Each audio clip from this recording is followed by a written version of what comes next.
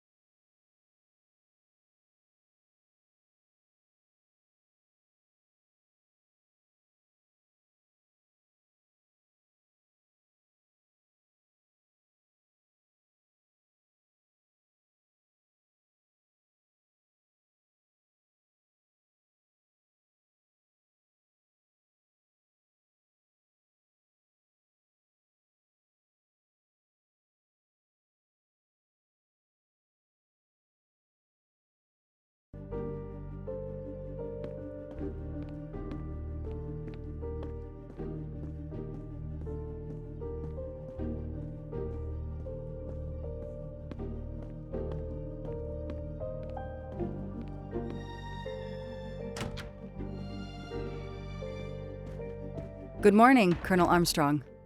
Is your wife here? Here? No, Sonia is not here. Always one step behind. She died of a miscarriage last night. My wife, Daisy, and our baby. My whole family is gone. I'm so sorry. I came straight here this morning. I received word that you can arrange for Daisy to be returned to you for burial. I didn't know. Well, then, now you don't have to come back. I can arrange for Daisy, my wife, and our unborn child to be buried all at once. Very efficient. Being a military man, I can appreciate efficiency. I know how hard this must be for you. No, you don't know. I don't want your sympathy. I want you to do your bloody job and catch the creature that did this. I know you won't believe me, but I swear to you, I will find who did this. If it takes me to the far corners of the earth, I will find them. Then go. Please go now. Go find them.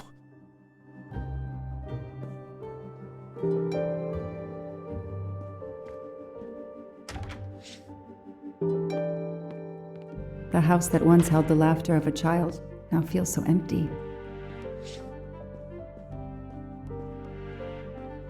I'm not giving up. I'm a part of this case, or the case is a part of me.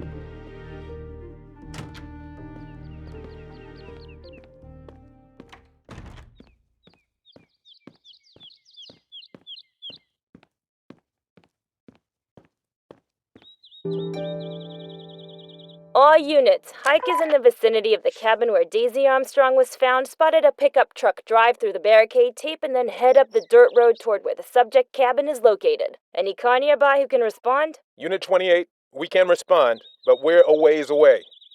Dispatch, this is 11. I'm on it. Copy that. 11, you good to go. Copy that.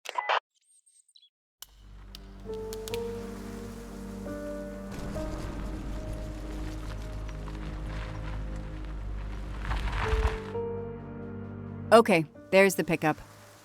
Let's see who ignored our barricade tape. 11 here. I'm at the cabin. Someone has broken in. Are you requesting backup? Not yet. I'm going to take a look around. Copy that, 11.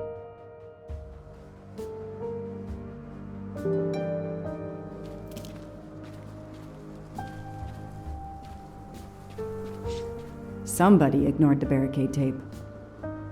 Footprints. A forensics evidence identification marker.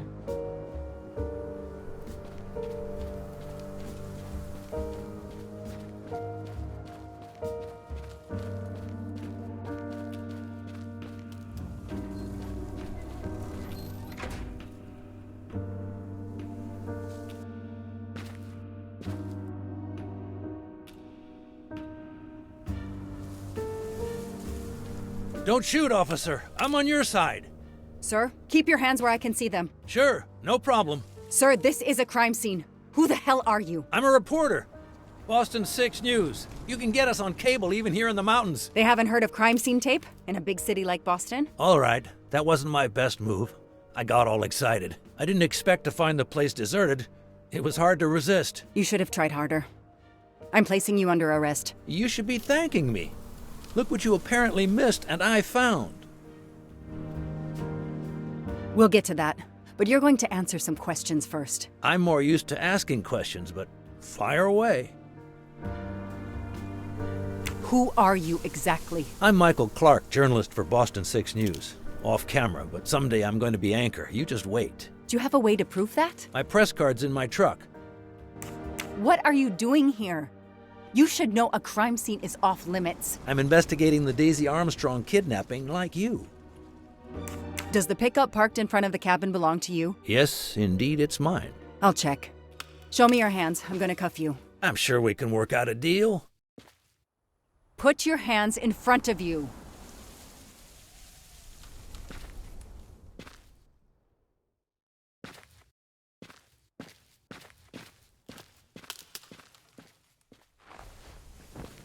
Aren't you going to read me my rights? You have the right to remain silent. I really wish you'd exercise that one. Dispatch, this is 11. I intercepted a suspicious individual at the crime scene. I'll check to determine how badly he's compromised it. Then I'm bringing him in. Copy that, Detective Locke.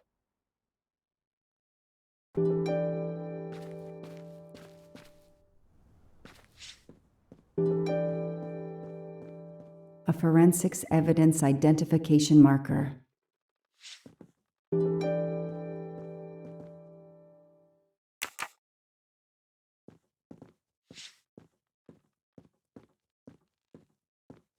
Forensics had to go through this place with a fine-tooth comb.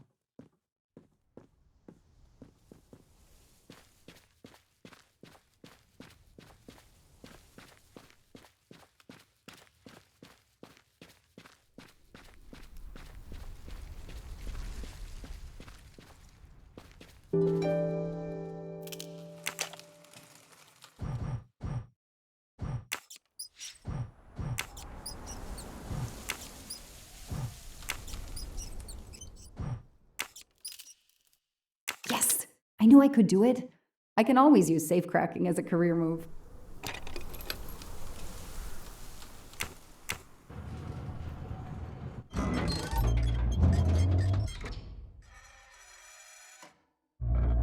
There. Now let's see what secrets you're hiding.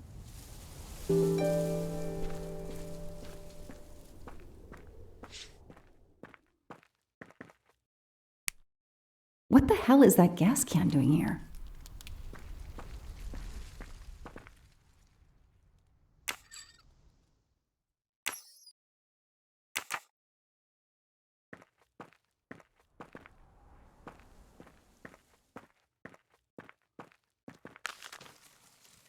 This blueprint. It looks like the bomb in the cabin. The kidnapper built the bomb here.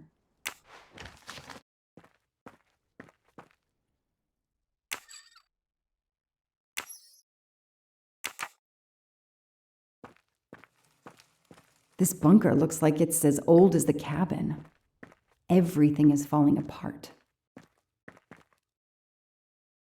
No, doesn't work. Now what? I have to turn the power back on to open this magnetic door.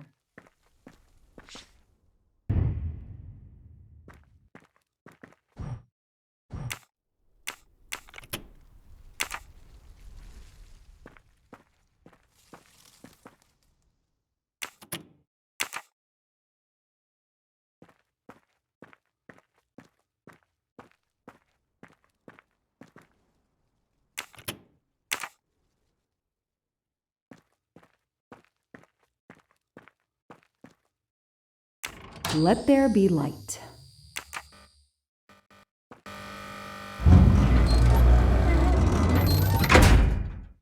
Perfect, it works. February 24th, the day of the kidnapping. They knew about the party and everything.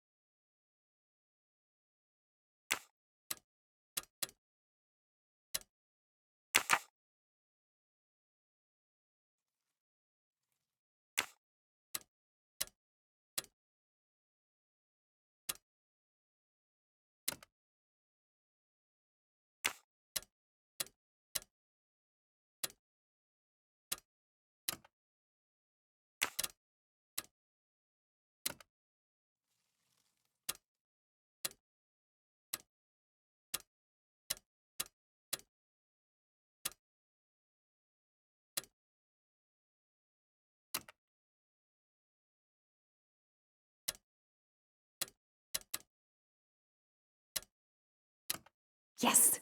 I knew I could do it. I can always use safecracking as a career move.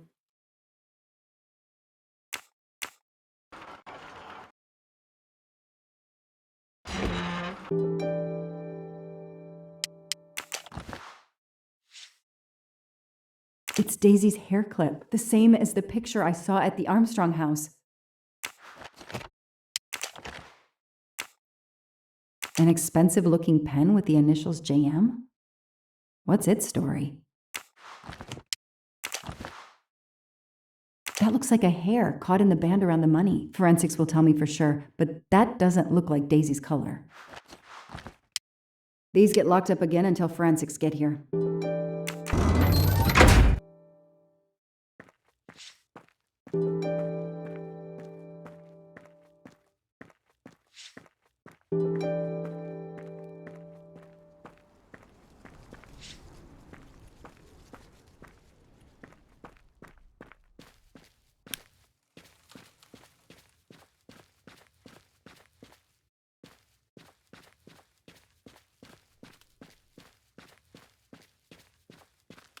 I don't need to talk to the suspect right now.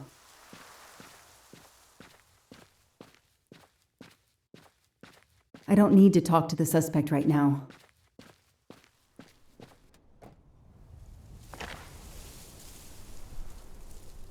Clark's press card, and the phone number of the newspaper is on it. Ah, good. I can give them a call.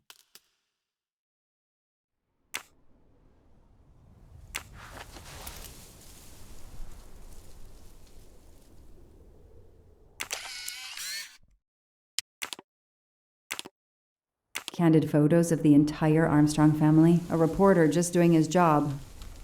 Or something else?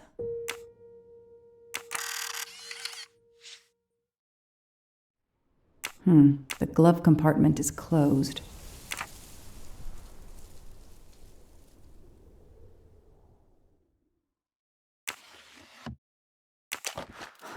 Car keys in the sun visor. A classic hiding place. Well, at least on TV.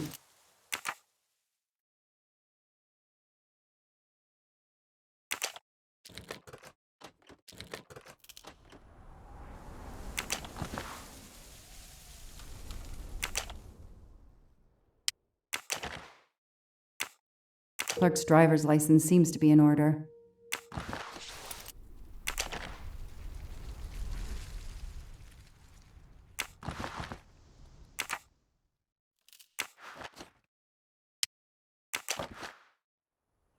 The vehicle registration is not in the name of Michael Clark or a rental company.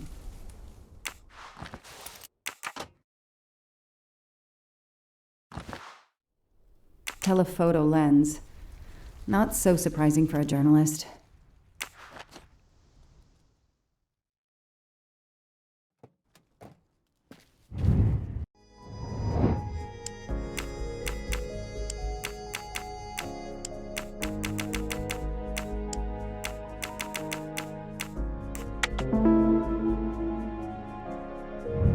That's it. No rookie mistake there.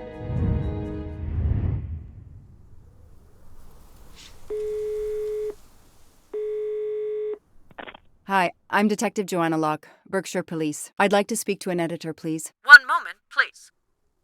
Hello, Detective Locke? This is Abby Wilson. I'm a senior editor. What can I do for you? Does a man named Michael Clark work for you? Yes, he does. Why?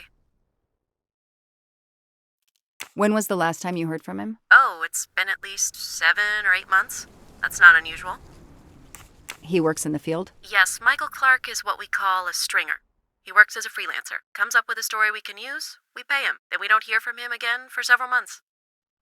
What kind of stories does Mr. Clark write? Mr. Clark is an investigative reporter, mostly crime stories, to tell you the truth. He comes up with some pretty macabre stuff some of the time. Is there a problem? Or a story? Do you remember what the last case he investigated was? It was a murder case. The victim was a millionaire named James Miller. He was called the Frozen Fish King of Gloucester, Massachusetts. His body turned up in one of his nets. Or, rather, most of it did. Ah, well, thank you, Ms. Wilson. You've been a great help to me. Pleasure. I hope he's not in trouble. He can be a little pushy, but he's a good guy overall. So what's he working on now, Detective? Are you sitting on a story? Thanks again.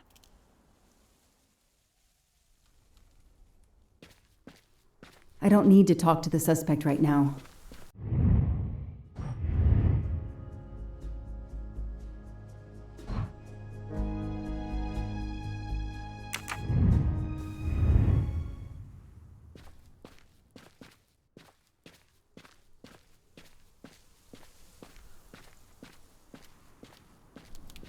I don't need to talk to the suspect right now.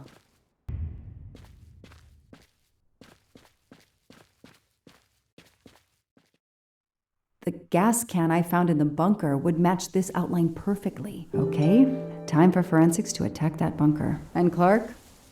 He's too sure of himself. I need to get him into an interrogation room and find out what really makes him tick.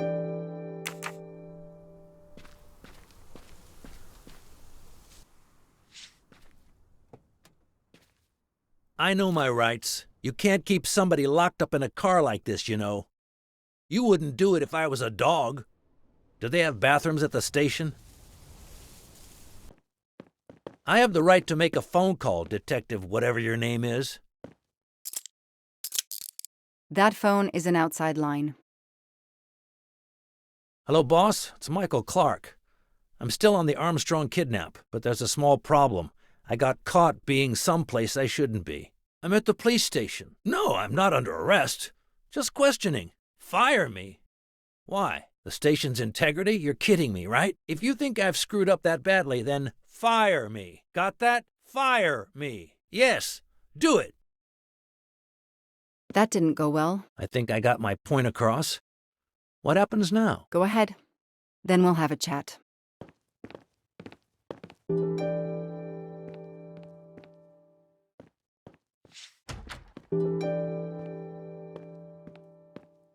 An extra computer so I don't have to go all the way out to my desk.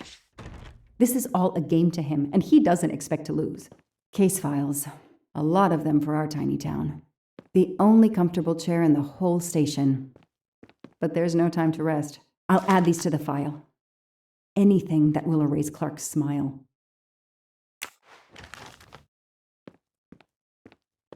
An extra computer so I don't have to go all the way out to my desk.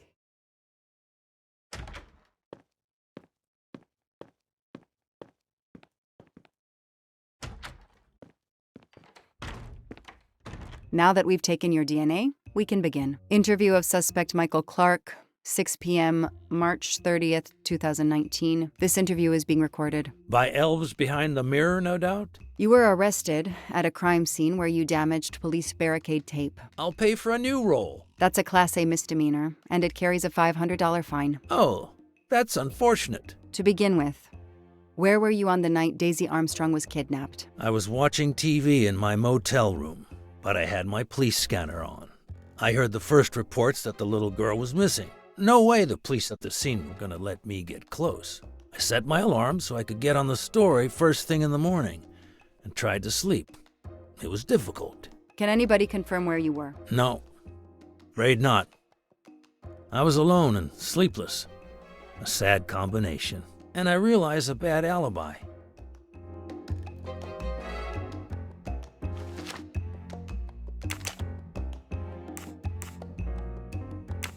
Let's move on to the gas cans and what we found in your pockets when you were brought in here today. That sounds exciting. How did you know there was a bunker at the end of the property? How did your forensic team miss it? They were concentrated on the cabin. It was pitch black out there. Small-town cops with small-town minds. I'm sorry, that was unkind. You know, I'm a bit like you. My job is to find something a news program's viewers want to see. You do it for justice. I do it for money. I just have more flair than you. I know you're lying, Mr. Clark. I followed your footprints from the cabin, and they led directly to the bunker. It was very well hidden. You had to know it was there. Think whatever you want, Detective.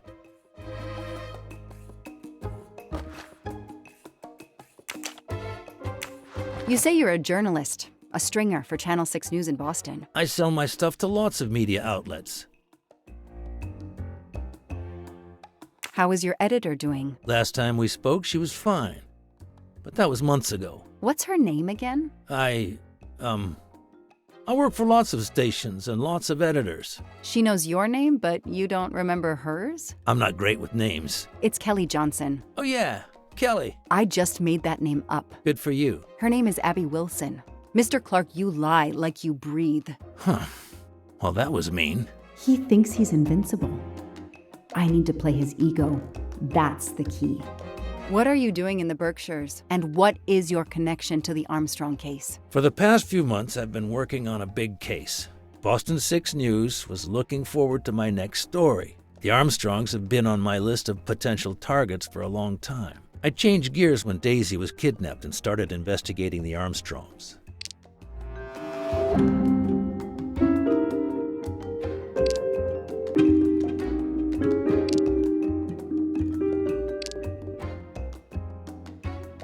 So you just stumbled on a major kidnapping story during your stay in the Berkshires. Yeah, I was researching PCBs in the river for crying out loud. Then, wow, the Armstrongs.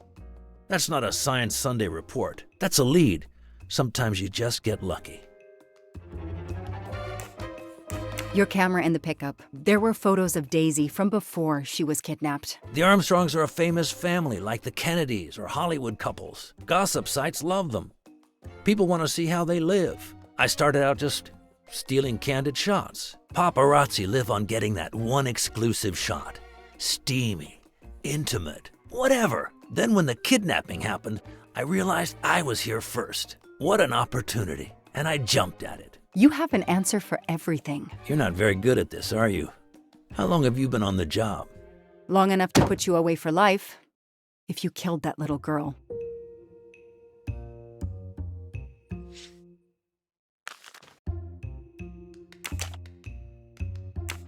Let's start with why you went to the cabin. If the police were interested in it, I was interested in it. How did you find the cabin? Police radio.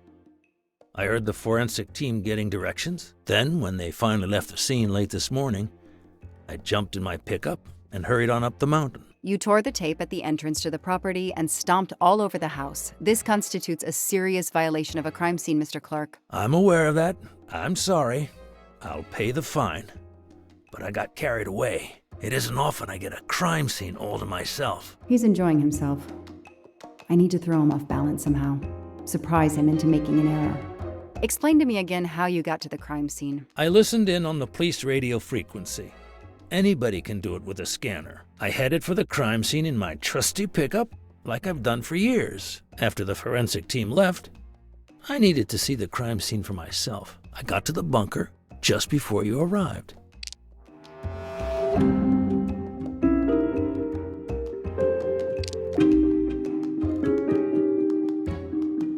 You said you've been driving that pickup for years? You heard right. Thanks to it, I never miss a story. You say you've been using your pickup for years, but the title certificate is not in your name. The truck belongs to somebody named Stephen Baker. Okay, I don't get why the pickup is so important to you, but I guess my ego made me say that. Yeah, the pickup was lent to me by a friend. I couldn't afford it even with a loan. I think you stole it, Mr. Clark. You needed a pickup like that for our mountain roads, so you stole that one. Try proving it. But while you run off on some wild goose chase, you can't hold me. I know that Clark is lying. I need to reconstruct the whole sequence of events in order to understand what happened.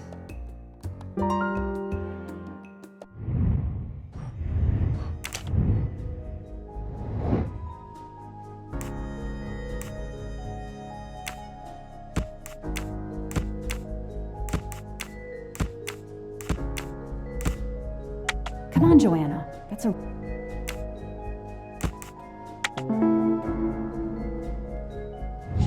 The detective gets it right. I'll tell you what really happened. You waited until forensics left and arrived in your probably stolen pickup. You grabbed a can of gasoline from your truck. You then went into the cabin to check if Daisy had been found. You then went straight to the bunker to see if it had been discovered, planning to set it on fire and destroy all the evidence inside. Before you could start the fire, you heard me arrive. So you hastily left your gas can and closed the hatch. You didn't think I could open the bunker. If I hadn't found you, I expect you would have burned down the cabin too. I'm not gonna make fun of you, Detective, or how you handled my interrogation. You're obviously very new at this. I swear I'm telling the truth. I didn't know the bunker was there until the moment you showed up. I seem to have trumped your entire police force. When I get the DNA results from the bunker, we'll continue this conversation. You have no concrete evidence against me whatsoever. The lab results will be in soon. You won't get away with this.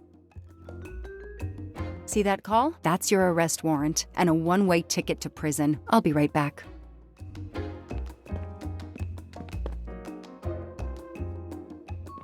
Hello, sir. I think I found the man who kidnapped Daisy Armstrong. I'm interrogating him now. Hold on, Detective Locke. I have some bad news. Someone set fire to the cabin in the bunker. The fire department is on the scene, but they say it's too late. That's impossible. My suspect has been in the interrogation room with me all evening. We can't hold him. Suzanne Moreau. Her fingerprints are on the wine bottle found in the cabin. We also found an unknown person's fingerprints, but they don't match your suspects. Sir, with all due respect, I'm convinced Michael Clark is involved. Detective, I'm cutting you some slack already. But we cannot hold your suspect simply because you're convinced he's guilty.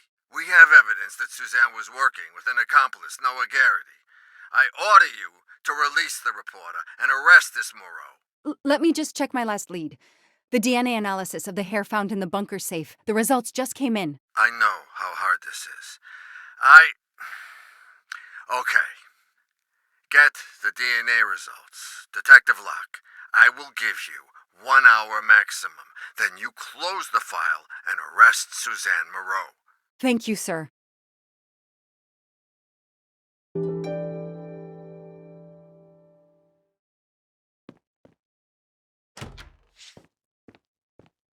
Who did you call earlier? An editor from the Boston 6 News. An editor you repeatedly said should fire you. That was your accomplice, wasn't it?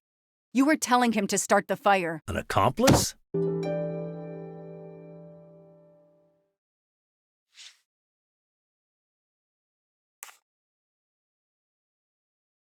I know it was Noah you called. I'm saying nothing more without the presence of my lawyer. Stay right where you are. I'm not done with you yet. Wow. Do I hear grounds for a lawsuit? Some poor, innocent woman is being accused instead of you. You set her up, didn't you? You have to let me go, Detective. All I need is one more phone call to the lab. I know it's you, and I'm going to prove it. Hello, this is Joanna Locke. I need the results of the DNA test I asked you for. Hi, Detective. Sorry, we only have the DNA sequence. We haven't had time to compare it with the suspects yet. It'll take 7 more hours. I'm sorry, but you are not the only one on the waiting list. Send your analysis to my computer in the office. I'll do the comparison myself. I need authorization. I have a murderer who is going to walk free unless I get those results now. Fine, we'll send it to you right away, but I'll have to log this. It's my last chance.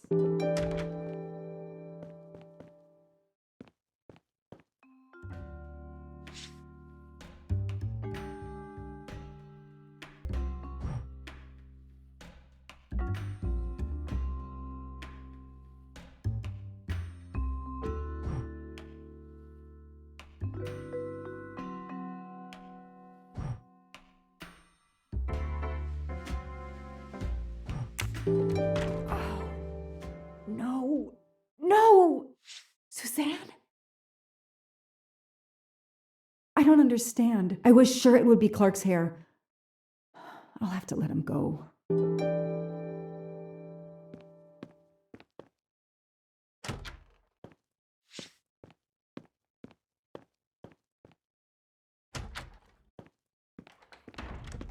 You can leave.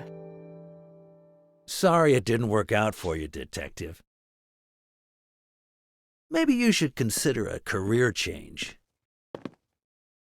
We are not done. Oh, but we are, my dear. We are done. I had no choice but to return to the Armstrong house to arrest Suzanne Moreau.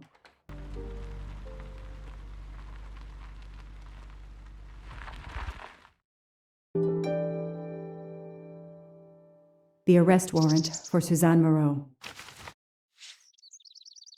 Suzanne was set up by Clark and Noah. They are the kidnappers, but I'm not giving up. When Suzanne comes up for trial, I will fight for her defense. But for now, the district attorney is in charge. If I want to stay a detective, he always has the last word.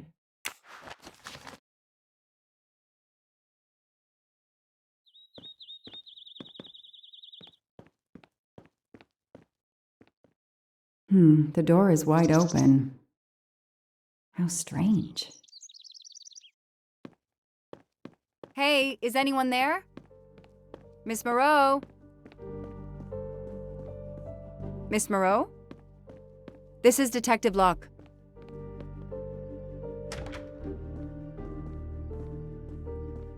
Miss Moreau, can you hear me? It's me, Detective Locke. You must get up now. Miss Moreau? Miss Moreau, can you hear me? Suzanne Moreau is dead. There are no traces of blows or injuries on her body. She doesn't seem to have defended herself from anyone.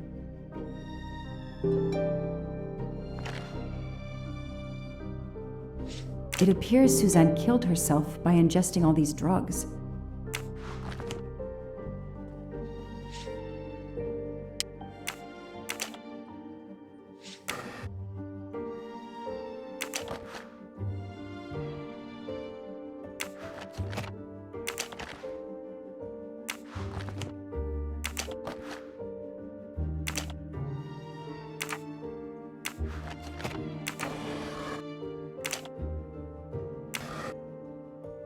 Her glasses are missing.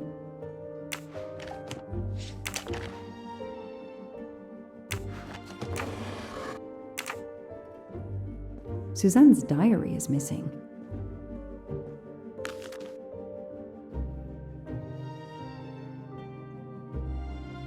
Suzanne was telling the truth about her mother.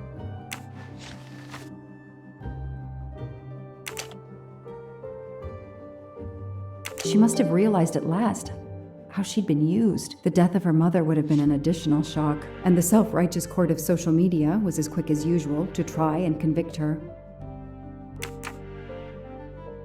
I called the district attorney to inform him. This is Detective Locke, sir. I'm at the Armstrong house. Have you arrested Suzanne Moreau? She's dead, sir. Apparent suicide, but I need a forensics team. She killed herself out of remorse for her part in the crime. We don't know that yet. I'm calling forensics now, but I wanted you to know. What a mess. Stay on site until forensics arrive. Yes, sir. Standing by. The investigation was officially closed. I was certain that she was innocent, and Clark had been responsible for 4 deaths and then vanished into thin air. With $1 million. Dollars marked, though, and not easily spent. I didn't care if the case was officially closed. I swore, Mr. Poirot, whatever it took, I would hunt him down.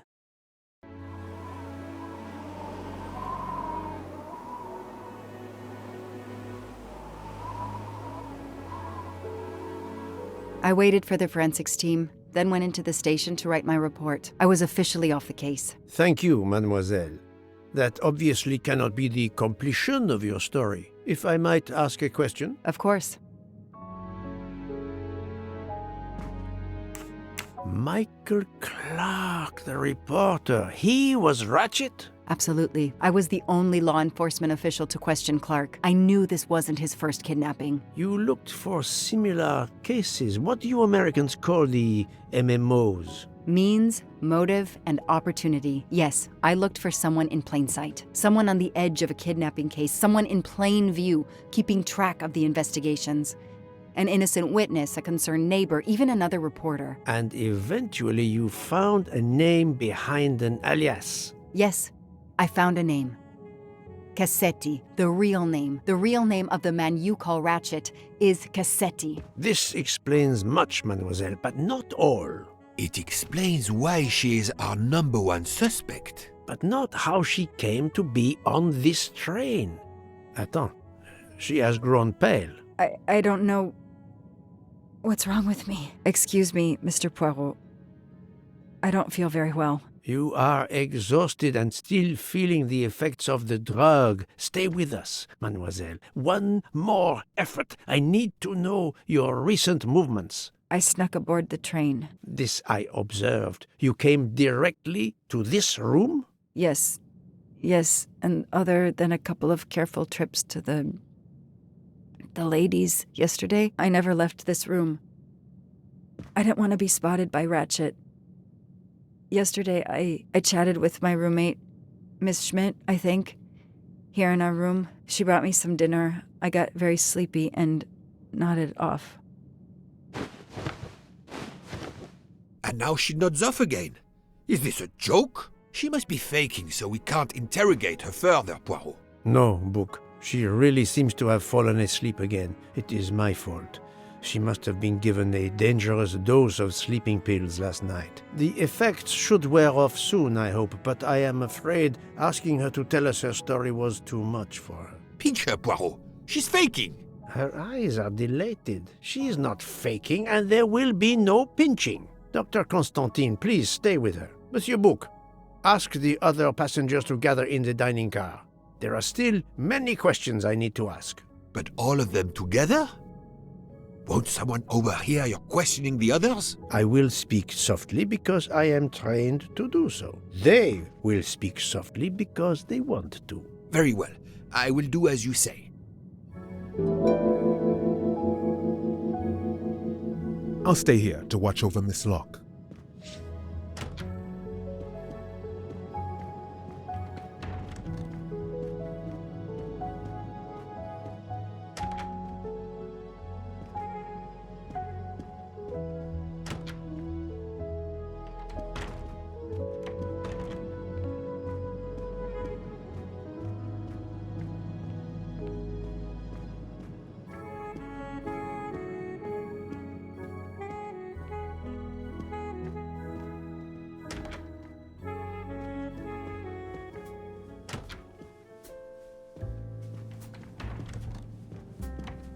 I hope we will be leaving soon.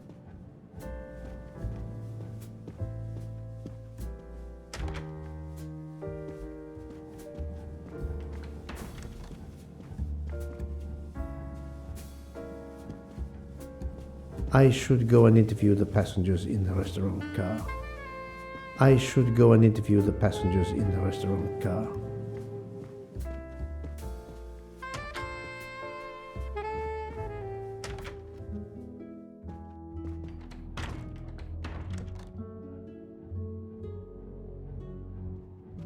The passengers who agreed to come and talk to you are assembled, Poirot. Mr. Masterman is already here to answer your questions. Perfect. Thank you, my friend. Sit down, Monsieur Masterman, please. Thank you. Does the name Cassetti mean anything to you? No. Should it? Have you heard of the Armstrong kidnapping case? Of course. It was all over the news a few years ago. Your employer's real name is Cassetti. He was the man behind that kidnapping. Mr. Ratchet was... He murdered that poor little girl? Mr. McQueen, the man you worked for is a kidnapper named Cassetti. What? What kidnapping? He murdered his victim, a child named Daisy Armstrong. The Armstrong kidnapping? You had no idea of Monsieur Ratchet's real name? Damn skunk! Why are you so upset? My father was the district attorney who handled the case, Mr. Poirot. I saw Mrs. Armstrong more than once. She was a lovely woman, so gentle and heartbroken. If ever a man deserved what he got, Ratchet, or Cassetti, is the man. He didn't deserve to live.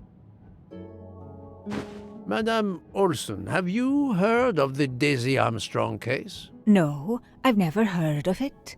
It was only 2 years ago. It was famous. Maybe so, but it was not famous in Spain, where I have been helping the refugees from Africa. You've never heard the name Daisy Armstrong? No, never. Daisy Armstrong? No. No. No! No! Yes. It was all over the English tabloids before I went to Jordan. A horrific crime that claimed the lives of an entire family and their wrongfully accused nanny. That's right, isn't it? Quite so. I thought the culprit had been punished. Some might say that the culprit was punished last night. Oh, my heavens. May I ask you a few more questions? Yes, of course.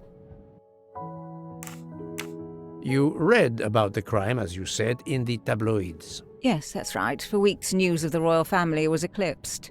Have you ever been to the United States, mademoiselle? No, never. Jordan was really my first trip abroad. You were in Jordan? Yes, I was an English tutor there to the children of a high official. Until recently. What is your relationship to Captain Arbuthnot? Who? A former soldier traveling with us. You must have met him. Ah, yes, I met him on the platform in Istanbul. We only had a brief exchange of pleasantries, nothing more. British Reserve and all that. Ah, the British Reserve. Yes, with this I am familiar.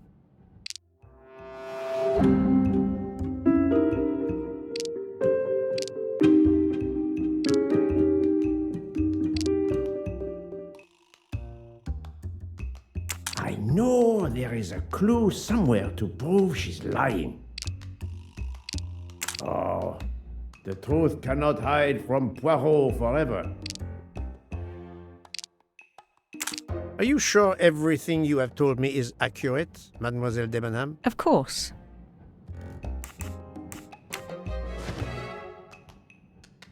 Mademoiselle, I know that you met Captain Arbuthnot at the Tocatlian Hotel. You were spying on me? I am very attentive to my surroundings. It helps in my profession. Well, it's your word against mine. I had occasion to be of some assistance in recovering Captain Arbuthnot's train ticket. While searching his room, I also discovered one of your earrings. Whatever your relationship may be to the good captain, I doubt it has anything to do with British Reserve. You will not tell me your secret, mademoiselle? I can't. I don't know what you mean. Poirot, Miss Debenham's got nothing to do with this business. Nothing. Do you hear?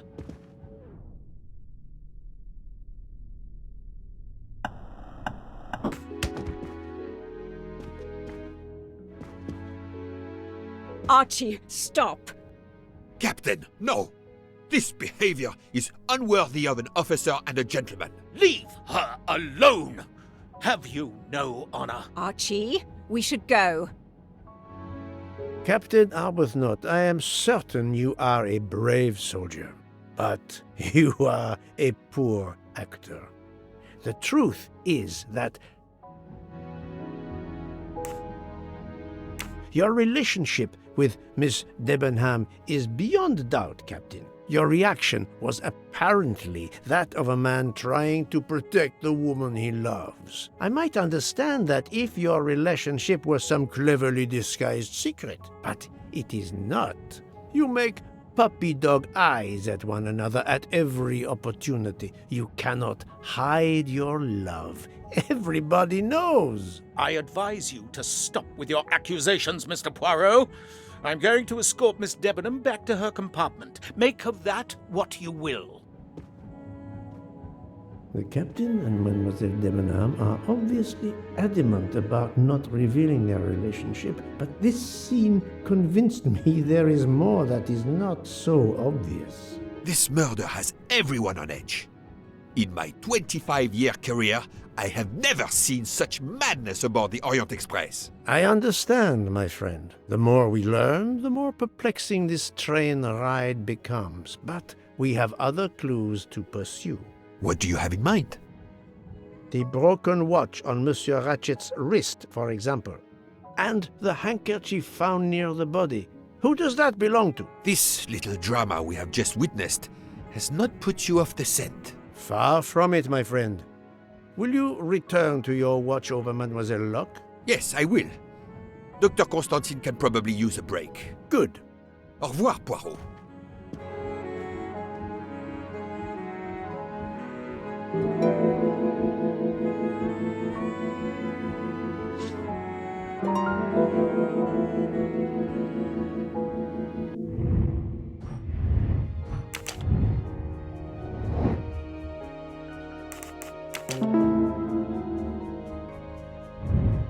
I'm right again. That happens to me a lot.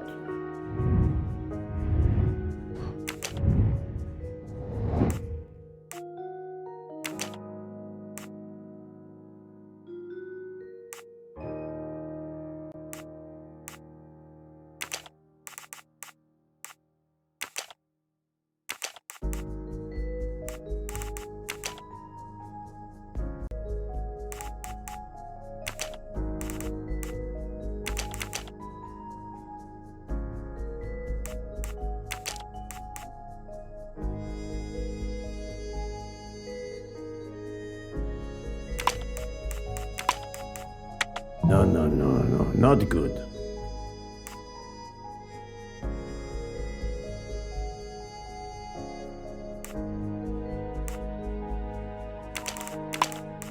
I do not think that's the right answer.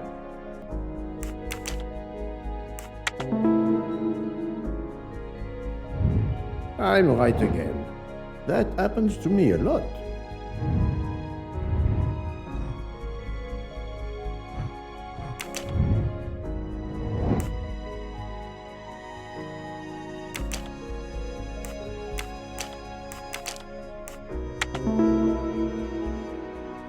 Yes, there are only 3 possible hypotheses.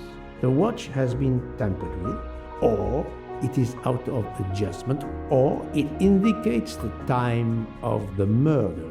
I shall explore these last 2 possibilities before reaching any conclusions. If the watch is out of adjustment, it may be broken. There may also be another reason related directly to Ratchet. Maybe the watch is set to another time zone.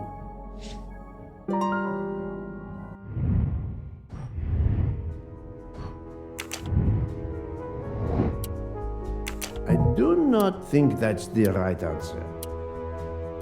Think, Poirot. That is not a good answer. I must admit I'm not right this time.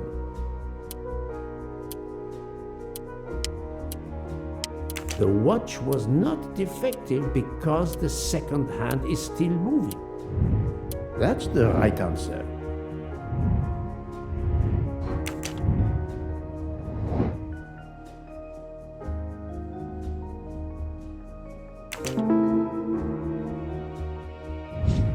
Et voilà.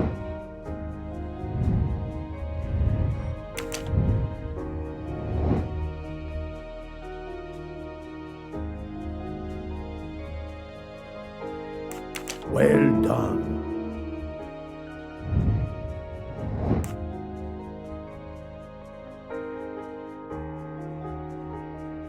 No, not good. Good job.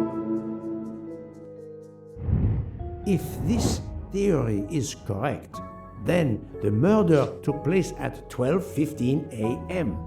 I must interrogate all the passengers to see if any of them have an alibi for this hour.